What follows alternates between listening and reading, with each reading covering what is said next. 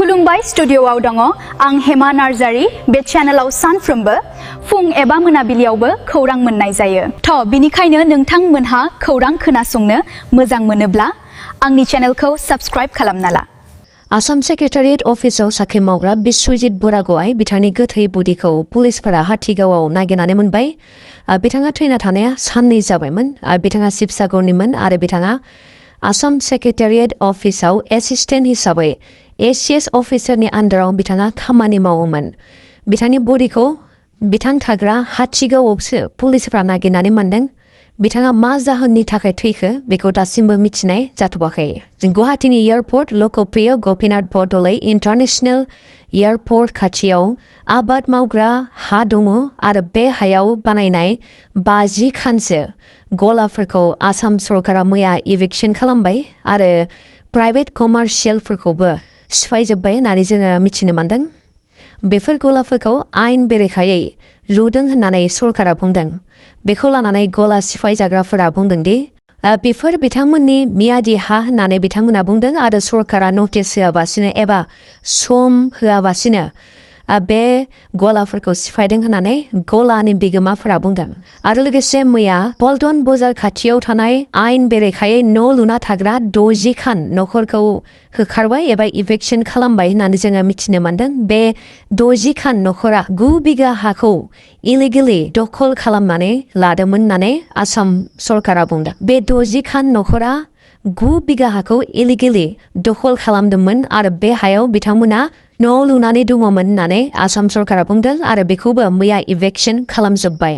आसामाव national fire service college NFSC निफ्राय graduate खालामनाय गिबिसिन आइजोखौ आसामनि chief minister doctor Himanta Biswa Sharma आरो केबिनेट मिनिस्टार अशोक सिंघाल बिथांमोना गोरोन्थियै फोसावदों होननानै पद्मा मुसाहारि बिथाङा बुंदों।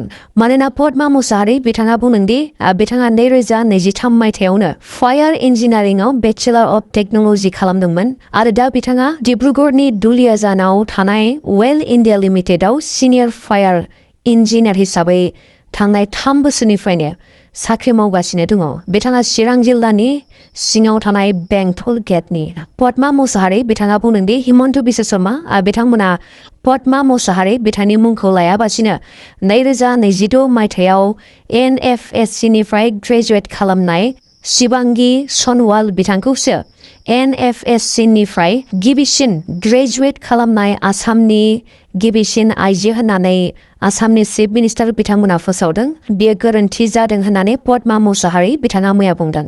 आसाम सरकारा NFSC निफ्राय 2023 मायथाइयाव ग्रेजुवेसन खालामनाय पद्मा मुसाहारि बिथांखौसो आसामनि गिबिसिन आइजो होननानै आसामनि चिफ मिनिस्टार बिथांमोना फोसावगोन ना बिथांमोना 2022 मायथाइयाव NFSC निफ्राय ग्रेजुवेट जानाय शिबांगी सनवाल बिथांखौसो फोसावगोन एबा इयुनाव रेकर्ड खालामना दोननाय जागोन बेखौ जों उनावसो मिथिनो मोनसिगोन।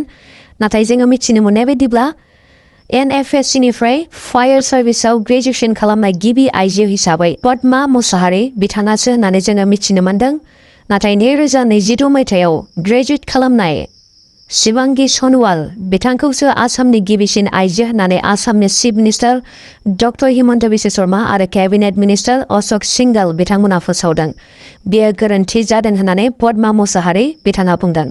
आसामनि chief minister doctor Himanta Biswa Sharma बिथाङा मैया युगद्राष्टा बान्था एबा टाइटेल मोननो हादों। बे बान्थाखौ आसाम स्टेट फ्रीडम फाइटार एस'सिएशना होदों। बे बान्थाखौ बिथांनो होनाय जादों मानोना बिथाङा आसाम स्टेटनि डेभेलपमेन्टनि खामानिफोरखौ मावनायनि थाखाय आरो पाब्लिक वेलफेयाराव इनिशिएटिभ लानायनि थाखाय बे बान्थाखौ बिथांनो होनाय जादों। युगद्राष्टा माने जाबाय क्रिएटर अफ एन एरा। बेखौ नायोब्ला जाय सुबुङा गासैखौबो सोलायहोजोबो एबा जाय सुबुङा एबा लिडारा हिस्टरिखौ सोलायहोनायखौबो युगद्राष्टा बुंनाय जायो। नाथाय डक्टर हिमन्त बिश्व शर्मा बिथाङा आसामनि कन्डिशनखौ कमप्लिटलि सोलायना होनो हानायनि थाखाय बिथांनो युगद्राष्टा बान्था होनाय जादों होननानै जोङो मिथिनो मोनदों। थांनाय 14 खालार खालि गसाइगावआव थानाय उपेन्द्र नागार FPआव फुटबल गेलेनानै 16 बोसोर बैसोनि हौवासा गथ'आ सारअन्थाइ गावजानानै थैनो गोनां जाबाय। बिथांनि मुङा थिय'फिल मुर्मुमोन बिथाङा उपेन्द्रनाथ गामिनिमोन। गथ'नि मोदोमाव सार अन्थाइ नांनानै गस्लाया खामदों, जन्थायाबो गावलांदों आरो देहाखौबो खामदों होननानै जोङो मिथिनो मोन्दों। दासान्दि अखा आरो सारअन्थाइ फैगासिनो दङ, बयबो बाहेराव बारा ओंखारनो नाङा। बिटिसिनि चिफ हाग्रामा महिलारी बिथाङा इलेक्सन समाव बड'लेण्ड आन्दलन खालामना मुंख्लं जालांनाय नखरनो 5 लाखै रां होगोन होननानै फोसावदोंमोन आरो बे खामानिखौ मैयानिफ्राय बिपिएफनि सरकारा स्टार्ट खालामबाय। मैया उदालगुरि जिल्लायाव 204 जन मुंख्लं जानाय नखरनो चेक राननानै होबाय। बेखौ लानानै रिहन दैमारि बिथाङा बुंदोंदि गासै 204 जन नखरनो 5 लाखै रां होनाय जाबाय आरो जायफ्रा मोनाखै बिथांमोननोबो फैगौ समाव होनाय जागोन होननानै रिहन दैमारि बिथाङा बुंदों। बड'लेण्ड आन्दलन खालामनानै गासै 5,000सो बर'फ्रा मुंख्लं जानो गोनां जाबाय होननानै जोङो मिथिनो मोन्दों। बेनि मादावनो खायफा मोनबाय आरो खायफा मोनाखै आरो जायफ्रा मोनाखै बिथांमोननो इयुनाव होनाय जागोन होननानै रिहन दैमारि बिथाङा मैया बुंदों। CCTOA मुंनि ट्राइबेल आफादा आसाम पाब्लिक वर्क्सनि प्रेसिडेन्ट एबा APWनि प्रेसिडेन्ट अभिजित शर्मा बिथांखौ निमाहा बिनो थाखाय 15 सान सम होदों। अभिजित शर्मा बिथांखौ आसाम पाब्लिक वर्कनि प्रेसिडेन्ट होननानै जोङो मिथिनो मोन्दों। आसाम एसेम्ब्लियाव जेब्ला बिश्वजित दैमारि बिथाङा स्पिकारमोन एबा बिथाङा स्पिकार जानानै दङमोन, बे समाव बिश्वजित दैमारि बिथाङा आसाम एसेम्ब्लिनि स्पिकार जानायखाय आसाम एसेम्ब्लिखौनो सुवा नांबाय होननानै अभिजित शर्मा बिथाङा बुंदोंमोन।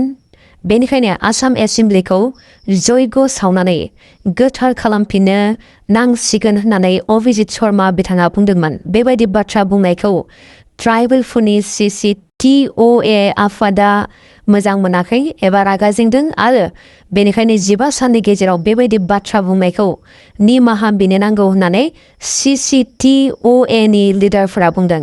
केबिनेट मिनिस्टार बिश्वजित दैमारि बिथाङा बेबायदि बुंजादोंब्लाबो बिथाङा जेबो रिप्लाइ होआखै होननानै जोङो बुंनो हायो। मानोना जोङो बेबायदि बाथ्रा बुंनायखौ लानानै बिश्वजित दैमारि बिथाङा जेबो रिप्लाइ होनायखौ जोङो नुनो मोनाखै।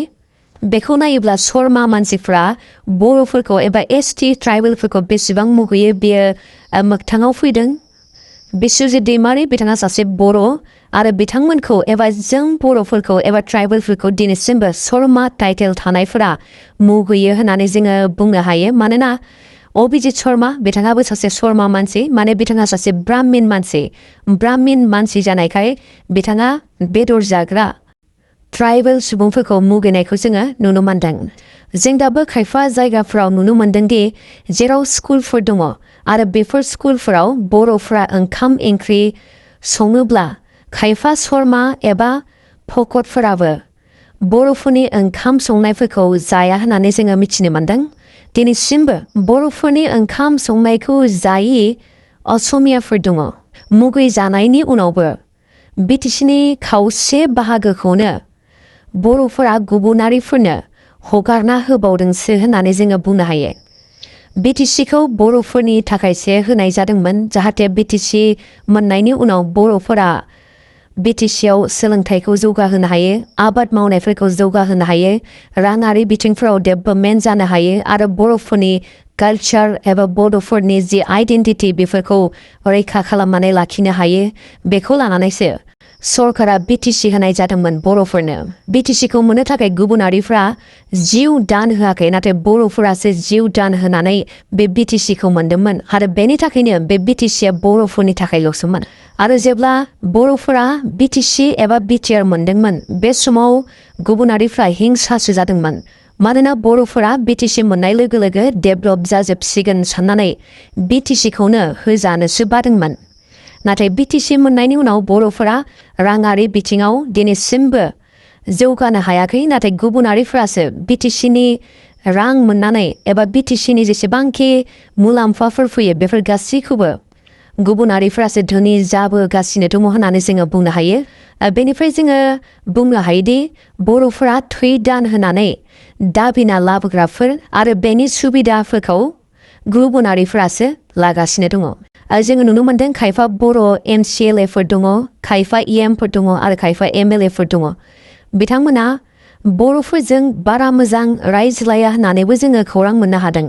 नाथाय गुबुनारिफोरा जेब्ला बिथांमोनखौ लोगो हमनो थाङो अब्ला बर' लिडारफोरा एबा बड' MLA MCLA EM बिथांमोना गुबुनारिफोरखौसो सनमान होनानै रायज्लायो होननानै जोङो मिथिनो मोन्दों आरो दा CCTOA आ आसाम सरकारखौ दाबि खालामदों दि ट्राइबेल बेल एन्ड ब्लकआव थानाय ट्राइबेल नङिफोरखौ होखारनो नांगौ होननानैबो दाबि खालामगासिनो दङ नाथाय गुबुन फारसेथिं हाग्रामा बिथांनि सरकारा गासिबो हारिनो हानि मोनथाय होनो नागिरनायखौबो जोङो नुनो मोन्दों बे भिडिअनि गेजेरजों आङो नोंथांमोनखौ आरोबाव मिथिहोनो सानदोंदि बर'फोरा मोनथायफोरखौ मोनाबासिनो दंमोन आरो बेसेबांबा बोसोर दावहा नांबोनानै जिउ दान होनानैसो BTC एबा BTR खौ बर'फोरा मोननो हादों आरो दा बर'फोरा BTC एबा BTR नि गेजेरजों मोनबोनाय जेसेबांखि राइट्सफोर दङ बेफोर राइट्सफोरखौ भट मोननो थाखाय गुबुन हारिनोबो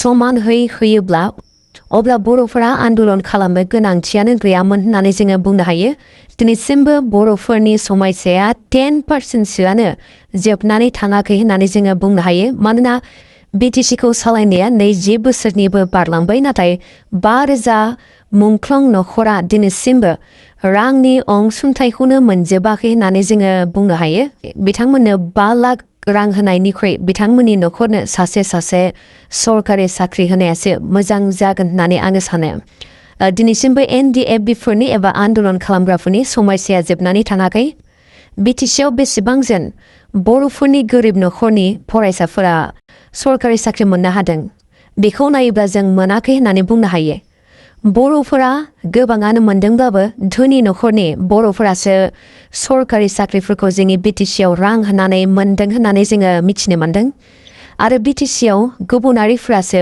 बारा साख्रिफोरखौ मोननो हादों BTC आव थानाय जेसेबांखि बर'फोर दङ बिथांमोना आर्मि आरो पुलिस साख्रिनि अनगायै BTC आव सिभिल सार्भिस एबा साख्रि मोननो थाखाय रां होआबासिनो बर'फोरा मोनमारदों ना मोनाखै बेखौ नोंथांमोना कमेन्ट खालाम नोंथाङा भिडिअखौ मोजां मोनोब्ला लाइक शेयार साबस्क्राइब खालामना होबानो जाबाय गाबोननि भिडिअआव लोगो मोनफिनसिगोन गोजोन्थों